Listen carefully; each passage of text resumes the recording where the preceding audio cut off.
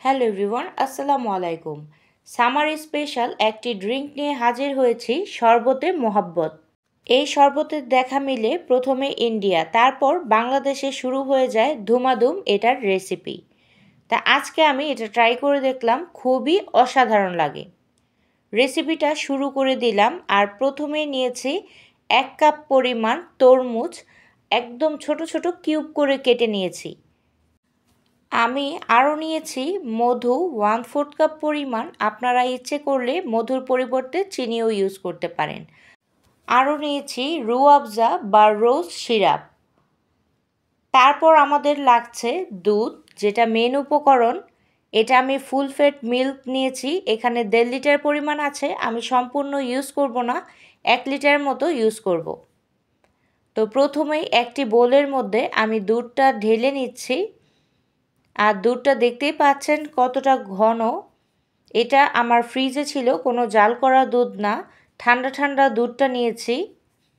তো আমি 1 লিটার মতো এখানে দিয়ে দিয়েছি। তারপর অ্যাড করতে থাকবো রুয়াবজা।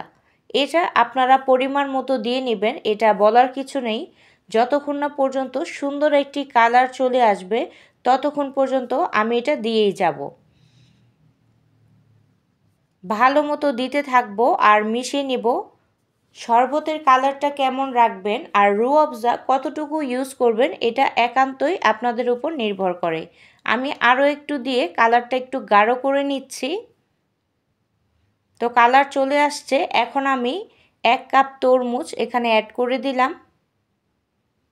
আরও দিয়ে দিচ্ছি মধু। মধুটা দেওয়ার পরেও খুব ভালো মতো মিশাতে হবে। আমার মধুটা খুবই ঘন, দেখতে পাচ্ছেন। আর মধুর পরিবর্তে আপনারা কনডেন্স মিল্ক বা চিনিও ইউজ করতে পারেন। 1 টুকরো বড় সাইজের বরফ এখানে দিয়ে দিয়েছি। এটা ঠান্ডা ঠান্ডা খেতেই বেশ ভালো লাগে। আমি একটি প্লাস্টিকের জারে এটা পরিবেশন করে নিচ্ছি। এটা খেতে তো অসাধারণ হয়েছে, আমার কাছে এত ভালো লেগেছে আমি চিন্তা করেছি আগে কেন বানাইনি। আমি আরও একটু ছোট সাইজের বরফের টুকরা এখানে দিয়ে দিলাম।